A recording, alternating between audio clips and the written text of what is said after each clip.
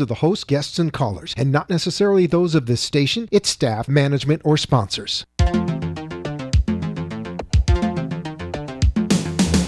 This is Tanoa Lynn Poirier, and I want to welcome you to Comm-Unity Conversations on WNN 95.3 FM and 1470 AM.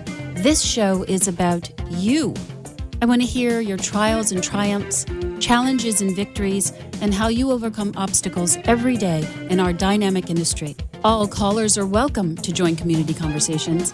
This is where we'll discuss all things in common. We'll discuss managers, directors, vendors, and owners. Let's elevate the conversation. Raise the bar. Start here, now. Welcome. Welcome in. It's Community Conversations with your host, Tanoa Lynn Poirier. Welcome. Happy Friday. We made it. You did it. Now relax and listen. Today we have a special guest. Our special guest today is Laura Gianfrancesco.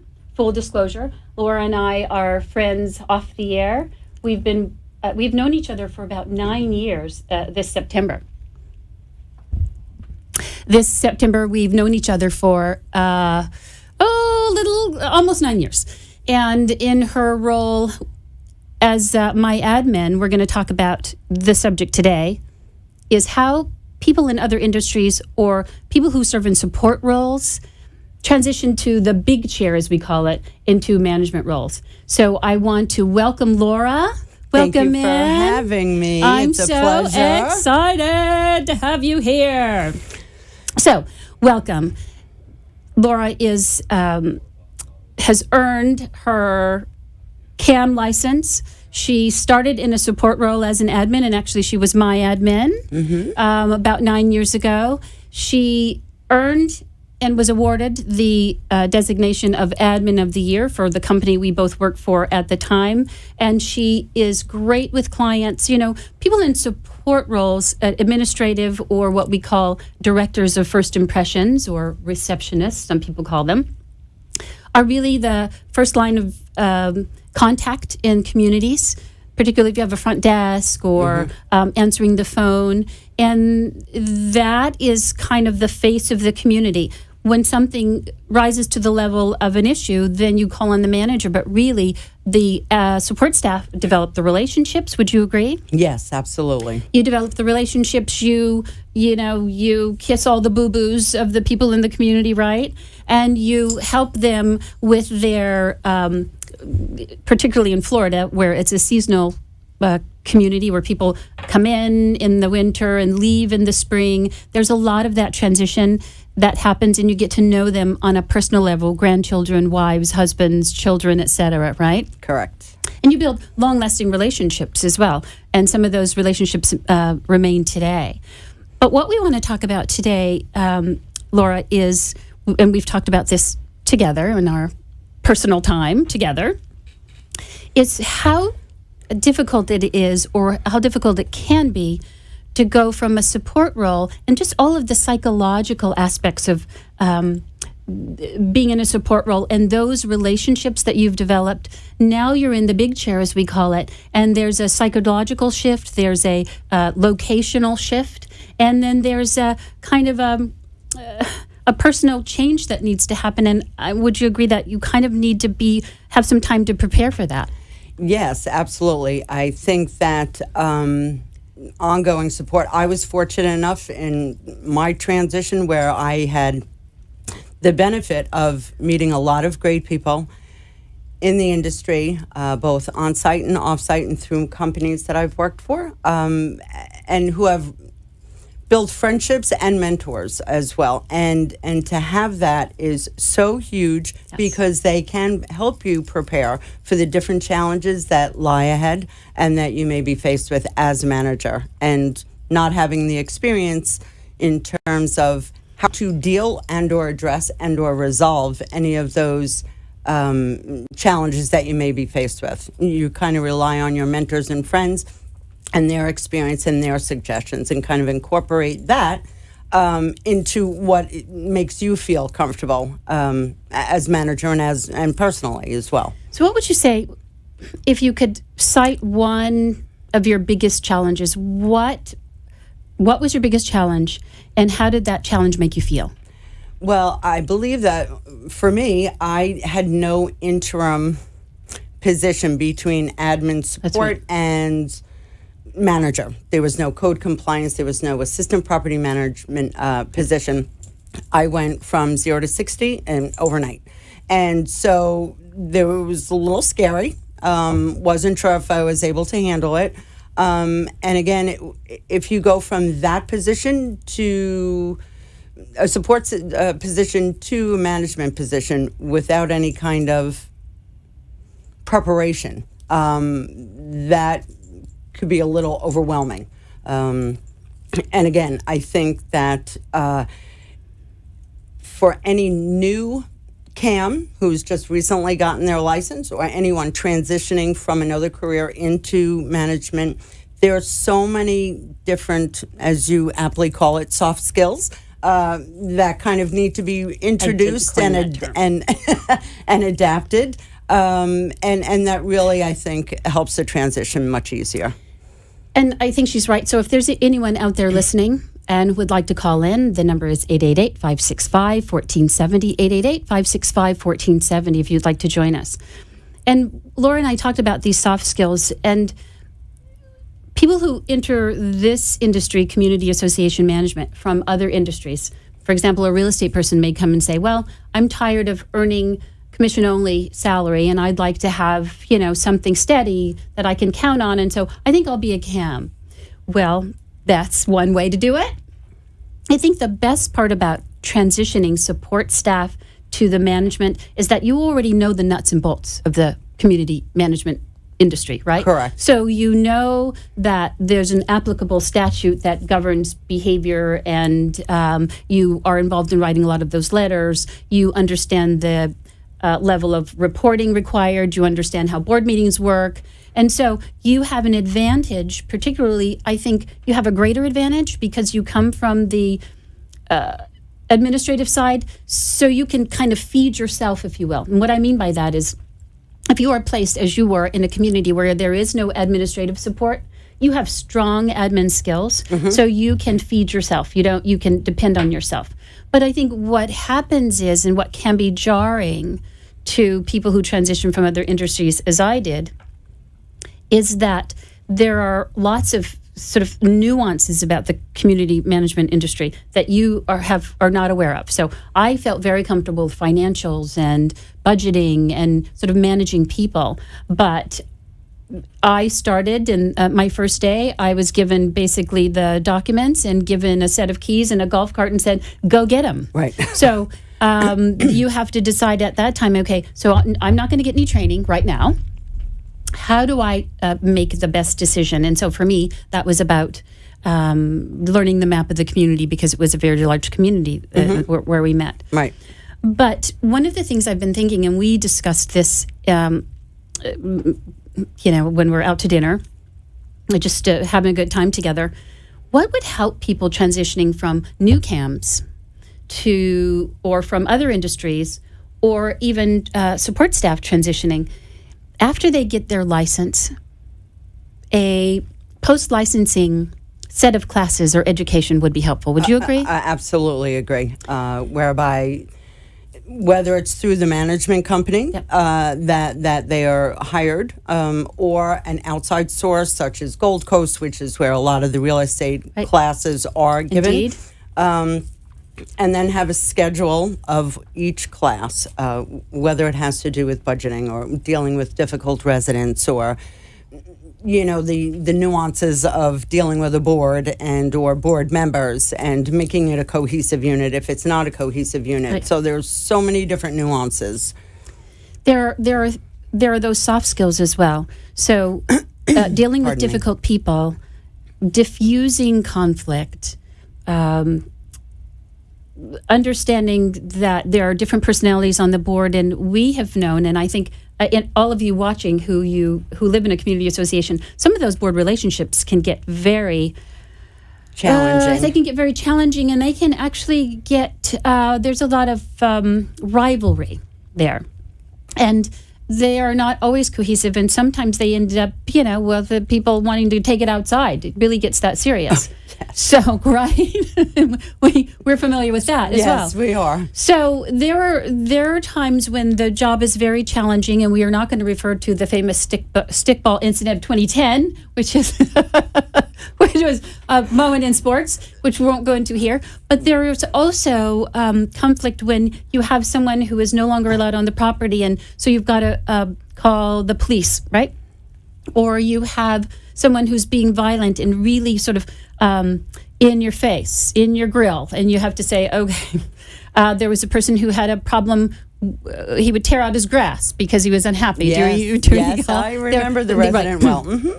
So how do you deal with those kinds of issues when you're a new CAM and you haven't dealt with them before? So maybe a role playing. Absolutely, role playing I think is key. It absolutely, and again, because when you're new to the industry for whatever the reason, you really are not experienced or have had the experience to deal with those types of people, board members, residents, vendors, whomever. Exactly. You role play on certain situations that the instructor has had experience with. Right. And it makes it a whole lot easier to kind of draw upon. So I think what I'm hearing you say is that when you're not prepared, it's overwhelming, right? Oh, absolutely. And also it's overwhelming because you want to make a good impression. You've gotten this job, now you have the license, and that feels really good because you've earned it, right? That feels really good, and you want to do a good job. So you need the support of your management company, or you need the support of your board if you are hired on to a self-managed association. And then when you feel like you are maybe not prepared, then there are a couple of things that happen. There, as we've talked about this, you have analysis paralysis, right?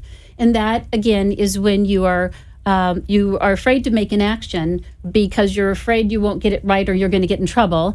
And then you don't act, and then you get it wrong and you get in trouble. Right.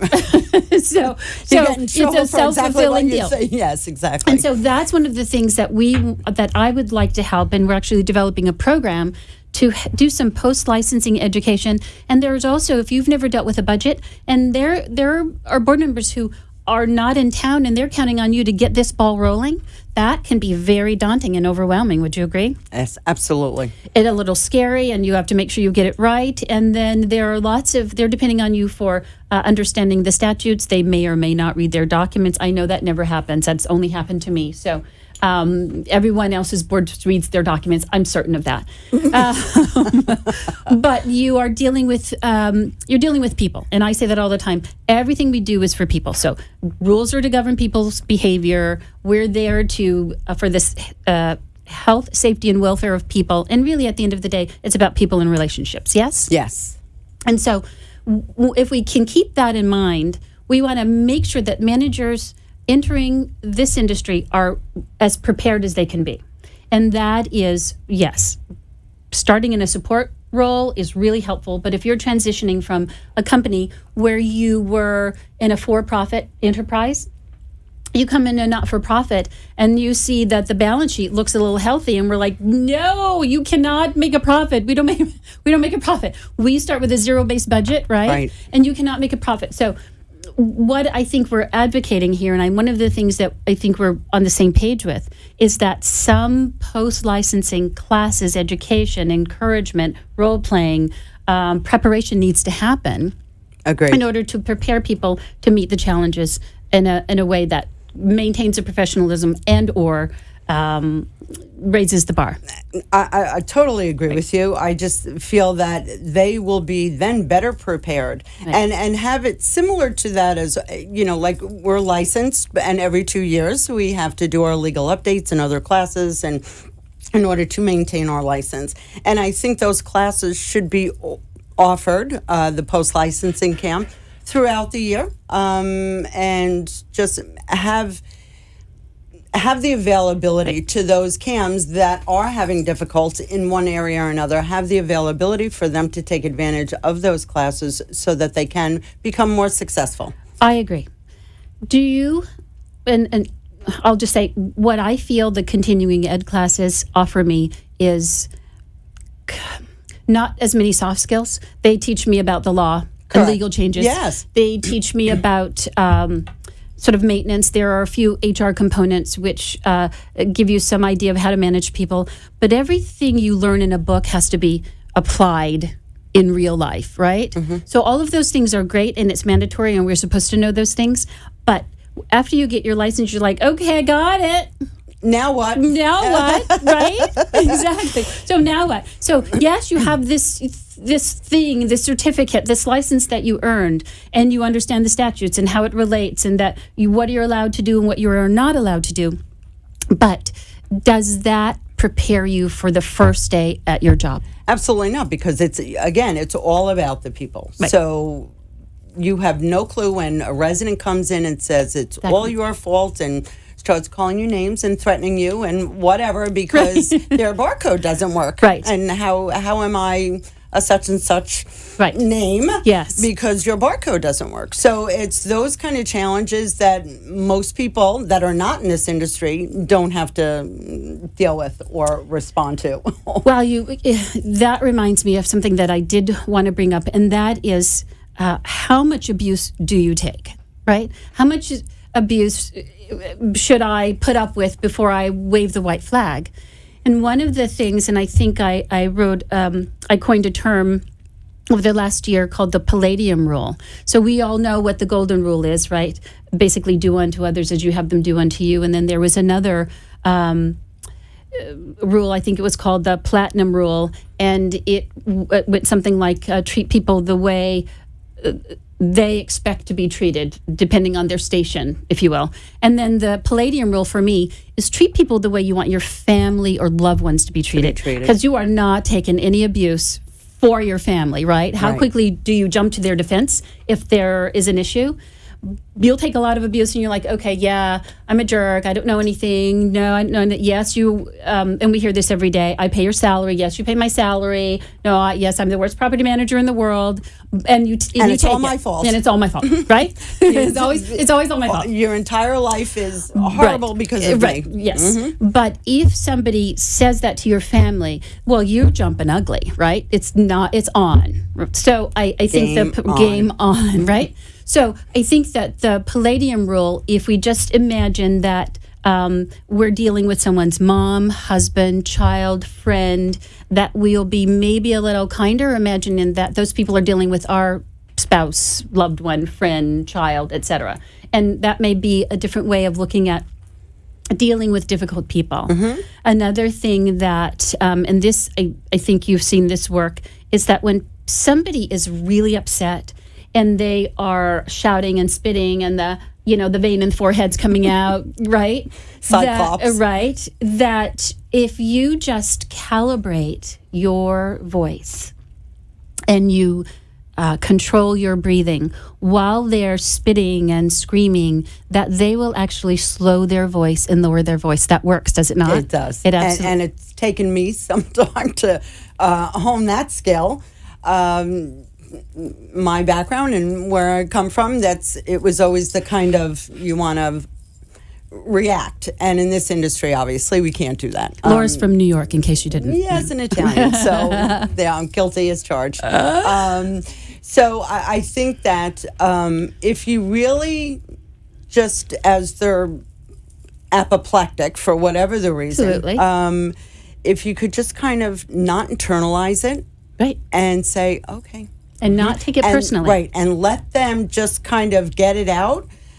Okay, are you finished? May I respond? And respond. And then they say, oh, okay. Right. You kind of diffuse the issue. It takes a while to diffuse. But if you meet that energy with equal energy, it escalates. Am I right? It's going to escalate and blow up in everybody's face. And so, nothing gets resolved. That's a free tip for you. No charge for that. Right. Calibrate, don't escalate is one of the tips I give. And it actually works. So the next time you are involved in kind of a heated argument, if you will just lower your voice, slow your pace of speaking, and slow your breathing, it really does work. I think that kind of It centers you, right? Yes, it centers you. And I Right. think that when they're in the middle of their spewing, and they see that it kind of rubs off on that person as well, saying, oh, okay. Maybe I don't need to be it's quite not this as crazy. right, and it's Right. not as bad, Yeah. and nobody's dead, and we're okay, and it's going to be fine. I agree. So those are the kinds of things that you learn over time. Would you agree? That as a new manager, you just want to be perfect, and you just, if everything's not perfect, you feel like you're failing, then you feel overwhelmed. And then if you're also overburdened with work, then you start to doubt yourself. Oh, it's full of self-doubt. You're completely overwhelmed. You start questioning your abilities, your Right. inabilities, your capabilities. It absolutely can be completely overwhelming. And I think the post-licensing courses will really assist and reaffirm the manager's abilities, and that they are competent and Right. not as crazy as they think they are. What would you say is how important a mentor relationship is in this industry? How vital that is? Well, you are my mentor and have been for a long time. Woohoo! And Honored to be. And I'm fortunate enough to have a few others as well. Indeed. And it is totally vital.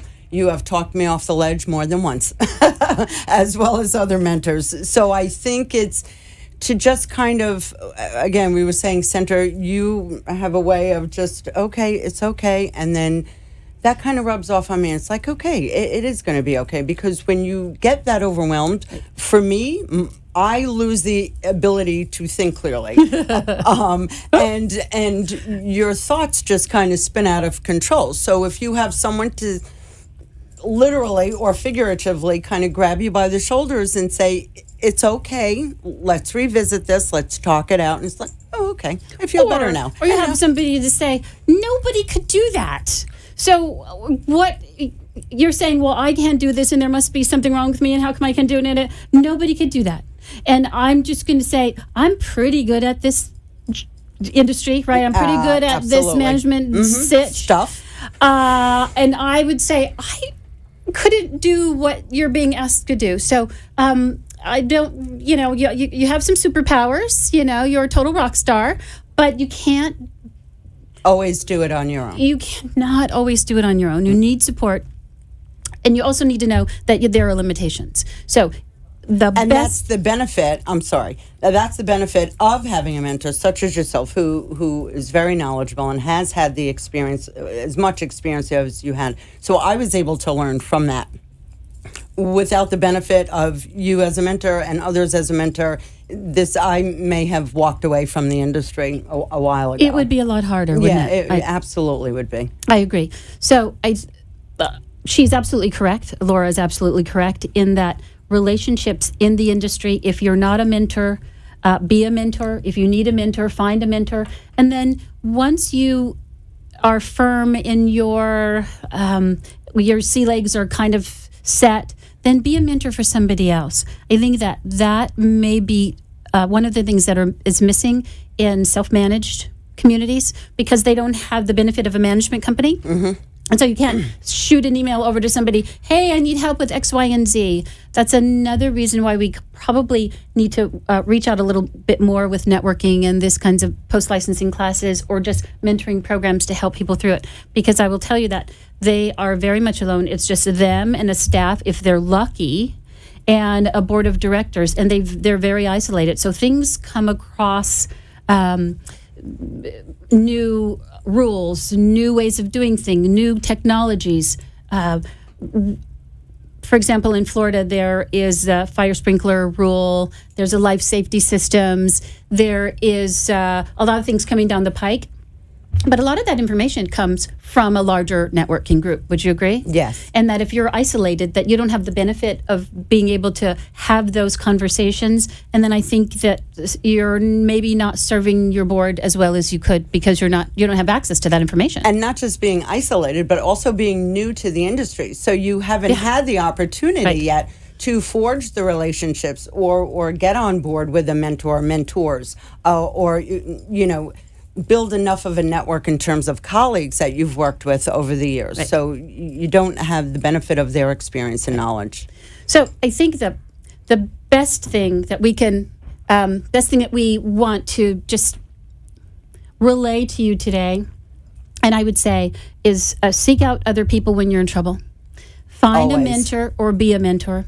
You are not alone. If you're thinking that this is really hard, and it's hard work, you know that. I know that's hard work. It is sometimes not very rewarding in terms of getting rewards from other people. Your good job and doing the best you can every day kind of has to be your own reward. Get together with somebody who can affirm you and what you're doing and let you know, no, you're on the right track. No, nobody could do that. Or here's how you could do that better. Or in this situation, here's what I would do, right? Find a mentor, and then let's talk about how we find solutions to problems. Last week, I said, let's not complain about something if we're not prepared to find a solution to Absolutely. it, right? It just doesn't make sense, because then we're just It's counterproductive. complaining all the time, and we're not actually accomplishing anything. So I think for this show, transitioning from support staff to the manager or the big chair is probably the best way to get them into management. But if you're coming from other industries, just make sure that you connect with somebody, Community Association Institute or local chapters in your area, and find a mentor and be a mentor and be a blessing to somebody today. I'm so happy that Laura joined me today. Thank you, Laura. And you are my blessing. Thank you for having me. Thank you very much. It was fun. It was. And I'm going to try to convince her to come back. Thank you for joining us. Have a great weekend. We'll see you here next time for another great show. See you next time. Bye-bye. You have been listening to Community Conversations with Tanoa Lynn Poirier. It is my honor to host this program, and I appreciate you listening. We have an exciting show planned for you next week, so mark your calendars and join me every Friday at 5 p.m. on WNN 95.3 FM and 1470 AM. We look forward to hearing from you, our listeners. It's all about learning, sharing, and teaching. We're all in this together. Until next time, be a blessing to someone and endeavor to persevere.